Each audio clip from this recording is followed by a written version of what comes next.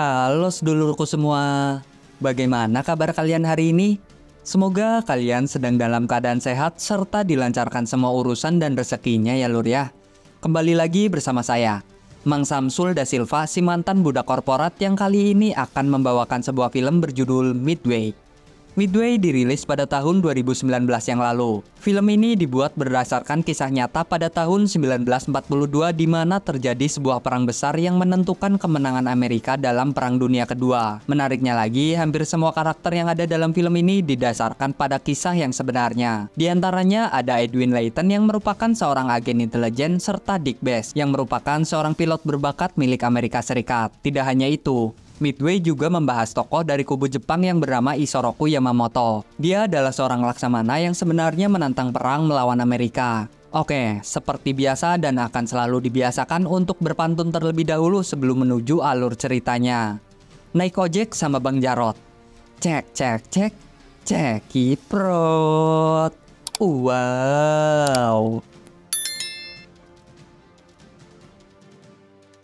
Film berawal pada tahun 1937, tepatnya di kota Tokyo, Jepang. Seorang intelijen perwakilan dari Angkatan Laut Amerika yang bernama Edwin Layton bersama perwakilan lainnya sedang melakukan kunjungan persahabatan. Di dalam pertemuan itu juga dihadiri oleh Laksamana Yamamoto. Mereka membahas kemungkinan perang yang akan terjadi di masa depan. Yamamoto tidak menyukai jika ada peperangan di masa depan antara Jepang melawan Amerika. Mendengar hal itu, Edwin juga meyakinkan Yamamoto bahwa hal itu tidak akan terjadi. Yamamoto memperingatkan, jika sampai pihak Amerika mengganggu pasokan minyak Jepang, maka ia tidak bisa menjamin jika negaranya memerintahkan untuk berperang. Sayonara. Setelah pertemuan itu, 4 tahun kemudian, yaitu pada tahun 1941, kita berada di kapal USS Enterprise. USS Enterprise merupakan kapal perang induk milik Amerika yang sekaligus merupakan markas dari pilot-pilot hebat di masa itu. Di sisi lain, saat ini perang besar sedang terjadi lur, di mana Jepang sedang bertempur sengit melawan Cina, Hitler melawan Eropa, dan Amerika sendiri memilih untuk berada di posisi netral. Tumben sekali nih negara netral, biasanya ikut campur di mana-mana. Di kapal ini kita akan diperkenalkan dengan Dick Bass, yaitu seorang pilot yang kelak akan menjadi salah satu yang terbaik. Dia baru saja melakukan sebuah misi pengintaian. Di sini ia bertemu dengan temannya yang bernama Dickinson. Dickinson pun berkata jika dirinya akan dipindahkan ke Pearl Harbor dan bersiaga di sana. Sementara Dick sendiri sambil diejek akan tetap berada di kapal USS Enterprise dan melaksanakan misi-misi berikutnya. Kita beralih ke USS Arizona yang akan segera merapat ke Pearl Harbor. Di sini kita diperkenalkan dengan seseorang yang bernama Roy. Dia adalah sahabat baik Dick Bass yang saat itu sedang menegur anak buahnya karena terlalu plonga-plongo dalam bekerja. Namun tiba-tiba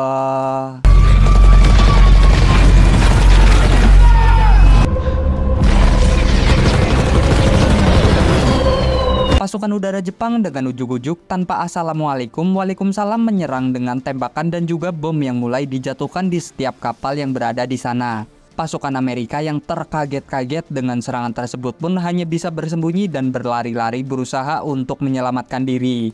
Ledakan dan juga hujan peluru pun tidak bisa lagi mereka hindari. Sehingga pasukan Amerika yang berada di sana benar-benar lumpuh dan hanya bisa berserah diri atau pasrah. Roy bersama anak buahnya yang tersisa terlihat berusaha untuk menyelamatkan diri.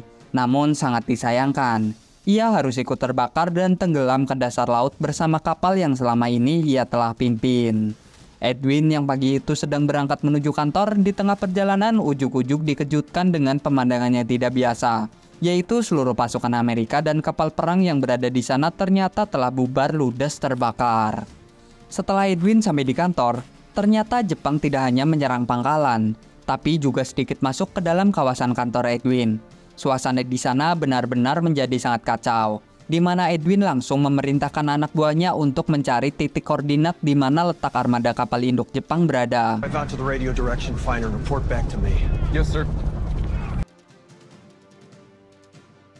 Keesokan harinya, kapal USS Enterprise sampai di Pearl Harbor. Sisa serangan Jepang kemarin masih terlihat sangat jelas. Apalagi saat Dick Bass melihat kapal USS Arizona yang dipimpin oleh Roy, sahabat baiknya, telah hancur tak berbentuk. Sesampainya di daratan, dia pun bertemu dengan Dickinson yang ternyata masih selamat dari peristiwa tersebut. Kemudian Dick menyempatkan diri untuk menemui istrinya, bukan untuk mencerot ya lur, tapi untuk menenangkannya dan menyampaikan bahwa dirinya tidak bisa pulang sekarang. Dia hanya singgah sebentar untuk mengisi bahan bakar. Di sisi Jepang, Laksamana Yamamoto beserta para petinggi Jepang lainnya sedang merundingkan kemenangan besar atas apa yang telah terjadi di Pearl Harbor kemarin. Yamamoto juga menyarankan tidak perlu menunggu lama untuk segera menyerang kembali ke kapal induk milik Amerika lainnya. Karena ia yakin, jika peperangan ini terjadi dalam waktu yang panjang, Jepang bisa saja kalah. Dan satu-satunya cara untuk menang adalah menghancurkan kapal induk Amerika yang tersisa. Yamamoto yang aslinya tidak menyukai peperangan mau tidak mau karena keadaan sudah semakin rumit, ia segera memerintahkan anak buahnya untuk merencanakan penyerangan yang bernama Midway. Sedangkan dari kubu Amerika sendiri yang tidak terima atas kekalahannya kemarin, langsung menunjuk komandan yang bernama Pak Nimitz untuk memimpin serangan balik kepada Jepang yang sekarang berada di Pasifik. Amerika berharap Pak Nimitz ini mampu mengatur strategi untuk menghancurkan armada Jepang sebelum mereka melakukan serangan-serangan berikutnya. Hal ini tentu saja bukan sesuatu yang mudah bagi Pak Nimitz dan harus dipikirkan secara matang. Karena faktanya jumlah kapal Amerika yang tersisa tinggal sedikit. Seandainya saat itu Pak Nimitz salah mengatur strategi, mungkin sekarang Amerika tidak berkuasa ya lur ya. Welcome to the most difficult until our ship sail into Tokyo Bay. Tanpa buang-buang waktu, di hari pertama Pak Nimitz bertugas, ia tanpa basa-basi langsung mengungkapkan rencananya pada Edwin. Pak Nimitz berencana akan memberi kejutan kepada armada Jepang dengan melakukan serangan dadakan ke Pelabuhan Marshall. Dan singkat cerita, kapal USS Enterprise sudah sampai di dekat Pelabuhan Marshall. Deb yang berperan sebagai pemimpin pasukan mulai meracik strategi dan memerintahkan sebagian dari pasukannya untuk menyerang pelabuhan. Sementara Dick Best dan yang lainnya ditugaskan untuk menyerang sisi lain pelabuhan, yaitu Pangkalan Udara Jepang.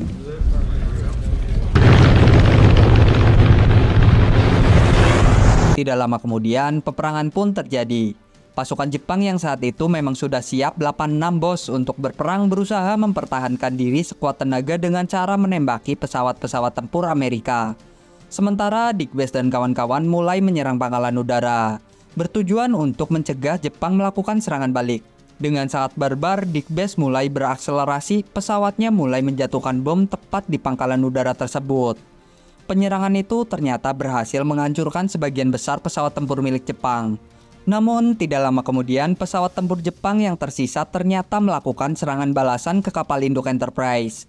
Jepang yang dikenal dengan pasukannya yang berani mati atau nama lainnya adalah kamikaze, berusaha menabrakkan pesawatnya ke kapal induk Enterprise. Beruntung Bruno berhasil menembaki pesawat tempur Jepang sehingga rencana kamikaze Jepang bisa dicegah dan tabrakan itu tidak terjadi.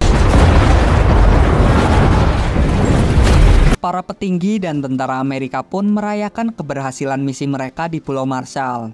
Di suatu pesta, Dick Best mengajak istrinya untuk bertemu dengan seseorang, yaitu Deep dan Dickinson. Dari sini kita tahu jika sebenarnya Deep, Dick Best, Dickinson, dan juga almarhum Roy adalah sahabat dekat yang pernah bersama saat berada di pelatihan. Pada 18 April 1942, USS Enterprise dan beberapa kapal lainnya berada 650 mil di sebelah timur negara Jepang.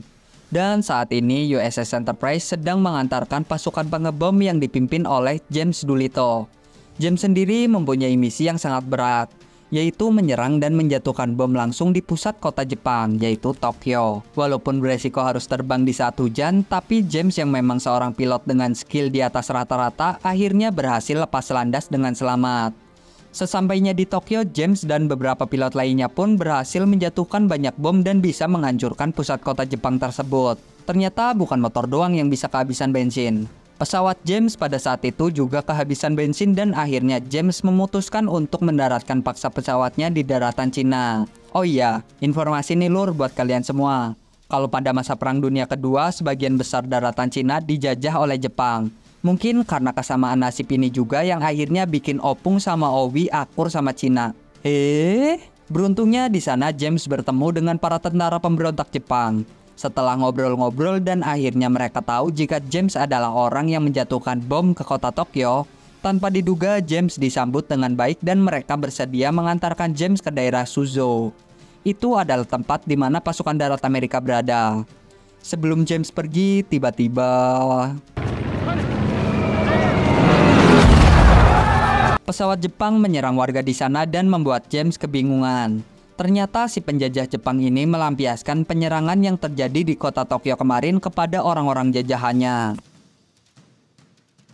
Kembali ke markas Amerika, kita mulai mendengar perbedaan pendapat antara Edwin dan Badan Intelijen Washington. Ternyata Washington berpikir kalau Laut Coral adalah target utama Jepang. Namun Edwin beranggapan lain.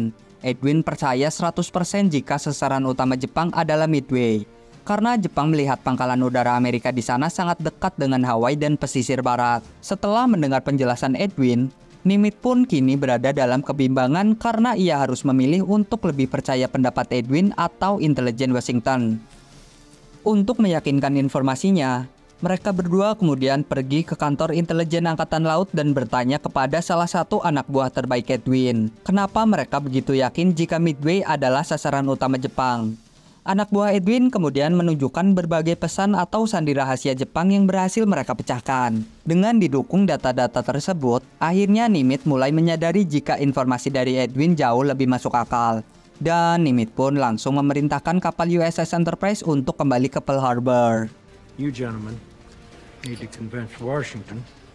Beberapa hari kemudian, Edwin, Nimitz, dan para petinggi Amerika lainnya kembali meracik strategi. Di sini mereka berencana untuk memposisikan kapal Amerika di tempat yang di luar perkiraan Jepang, sehingga nantinya mereka bisa diserang dari segala arah. Sementara untuk sisi lainnya, Nimitz juga memerintahkan agar mempersiapkan sebuah kapal selam sebagai serangan tahu bulat dadakan. Dengan semua informasi yang dimiliki, Edwin pun sangat yakin kalau serangan Jepang akan datang dari arah barat laut pada jam 7 pagi tanggal 4 Juni. Sehebat itu intelijen Amerika di zaman dulu. Apalagi sekarang, lur. Dan setelah itu di dalam USS Enterprise sendiri, Dave dan para pemimpin-pemimpin batalion mulai menghitung berapa jumlah pesawat dan juga memperkirakan berapa pasukan yang harus diterbangkan untuk menghadapi serangan Jepang nanti.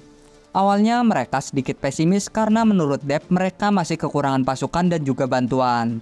Tapi tidak lama kemudian datanglah kapal Yorktown yang akan bergabung dan berjuang bersama mereka. Dan malam harinya Edwin terlihat sangat kelelahan dengan semua tanggung jawab yang dia pegang. Yang mana dia harus benar-benar menyusun strategi dan memperkirakan bagaimana Jepang akan melakukan serangan selanjutnya. Nimitz yang melihat Edwin pun merasa kasihan. Nimitz kemudian menyuruh Edwin untuk segera pulang dan beristirahat. Namun Edwin menolak dan memilih untuk tetap berada di kantor karena strategi dan semua informasi intelijen yang dia miliki harus benar-benar dimanfaatkan agar perang Midway nanti bisa mereka menangkan. Kemudian kita menuju Pearl Harbor pada tanggal 4 Juni 1942, 1 jam sebelum jam 7 pagi. Semua pasukan udara di Midway sudah mulai diterbangkan.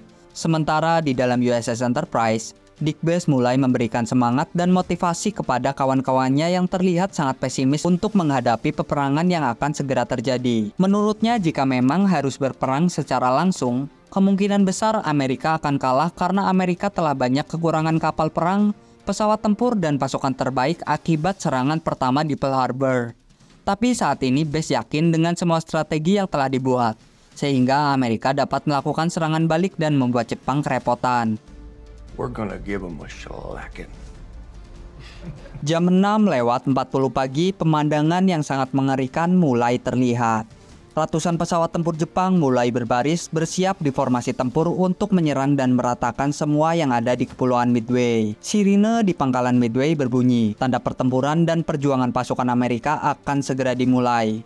Ribuan peluru bahkan bom pun sudah mulai menghujani setiap sudut pertahanan Amerika. Namun Jepang di sini belum menyadari jika semua rencana serangan itu hanya sebuah pengalihan. Di jam 7:10, Nimitz pun langsung memerintahkan pasukan udara Midway yang terbang lebih awal untuk segera memberikan serangan kejutan kepada armada laut Jepang.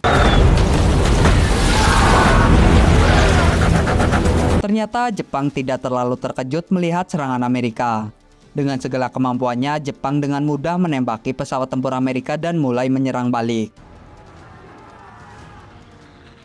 Pertempuran besar pun terjadi antara pasukan udara Midway melawan armada laut Jepang. Serangan pertama Amerika tersebut ternyata tidak terlalu membuat Jepang kerepotan dan bisa diatasi dengan mudah oleh kapal perang terkuat yang diantaranya adalah Kage Hiryu dan Soryu. Laksamana Nagumo selaku pemimpin armada laut Jepang sempat merasa dilema karena ia mendapatkan laporan jika kapal Amerika berada di posisi yang tidak mereka duga sebelumnya. Sebenarnya Nagumo sudah merasa curiga kalau ia telah masuk di jebakan yang hanya berfokus menyerang Kepulauan Midway. Sementara sekarang dirinya telah bersiap-siap untuk serangan dari berbagai sisi.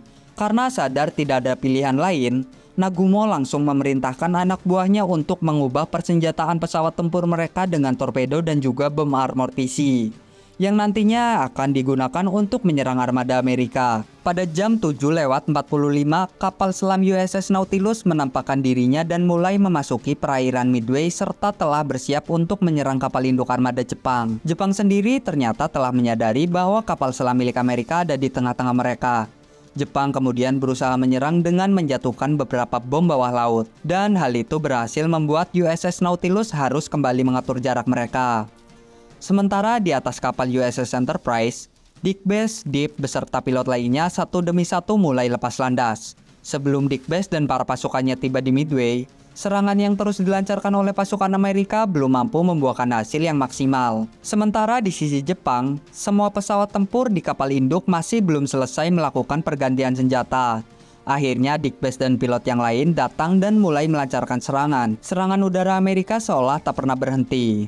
Setiap detiknya pesawat mereka datang kembali, membuat Jepang benar-benar harus berpikir keras untuk bertahan melawan serangan Amerika yang bertubi-tubi. Menukik dengan tajam, menantang peluru-peluru yang mengarah ke mereka. Semua pilot Amerika berusaha mencapai setiap kapal untuk bisa menjatuhkan bom dan menghancurkan Jepang. Akhirnya kapal Soryu dan Kage pun berhasil dilumpuhkan. Kini giliran Dick Bass beraksi, menukik dan mengincar kapal Akagi. Dengan sangat heroik, ia pun mulai meluncur menghindari semua peluru. Dan bom pun berhasil mendarat tepat di atas dek kapal Akagi. Strategi Jepang untuk memaksa melakukan pergantian senjata pada setiap pesawat tempurnya ternyata malah berakibat fatal dan berujung kini hanya tersisa satu kapal terkuat Jepang, yaitu kapal Hiryu. Di sore harinya, Laksamana Yamamoto mendapatkan kabar jika Nagumo dan dua kapal lainnya telah berhasil dilumpuhkan Amerika. Akhirnya, ia pun memerintahkan kapal Hiryu mengarahkan semua kemampuannya untuk menyerang balik Amerika. Setelah sebelumnya mengisi bahan bakar di Enterprise, Dick Bass pun kini telah kembali untuk melakukan serangan. Dan target Bass sekarang adalah kapal Hiryu. Memang kali ini Bass sedikit mendapatkan perlawanan dari beberapa pesawat tempur Jepang. Dengan semua pengalaman dan skill yang dimiliki, Bass pun mulai berakselerasi menukik tajam. Dan akhirnya Bass pun berhasil menjatuhkan bom tepat di tengah-tengah kapal Hiryu, kekuatan terakhir armada laut Jepang.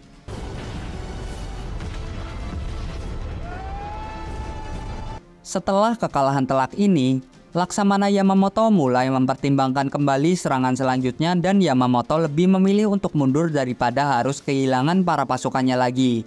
Sementara di Amerika, kemunduran Jepang membuat Edwin, Nimitz, dan para petinggi lainnya merasa sangat gembira. Karena perang telah berakhir dan mereka berhasil memenangkannya. Semua berakhir sangat indah bagi Amerika. Peperangan yang hampir tidak mungkin dimenangkan ternyata bisa dilakukan dengan usaha, perjuangan, kegigihan, dan juga rasa saling percaya di antara para pasukan. Setelah pertempuran di Midway, Dick Bass mendapatkan penghargaan sebagai salah satu pilot yang berhasil menghancurkan banyak kapal induk dalam satu hari. Yamamoto sendiri di tahun 1943 ditembak jatuh dan dibunuh di Kepulauan Salomon setelah pemecah kode Angkatan Laut Amerika mencegat jadwal perjalanannya. Sementara kunci kemenangan Amerika yaitu Edwin Layton di tahun 1985 menerbitkan sebuah buku yang menjelaskan peran penting dirinya bersama pemecah sandi di Perang Midway. Film pun berakhir. Ending yang sangat mengamerikakan ya lur. Pesan-pesan yang bisa diambil dari film ini adalah pantang menyerah sebelum mencoba. Karena semua yang terlihat mustahil bukan berarti tidak bisa kita lewati.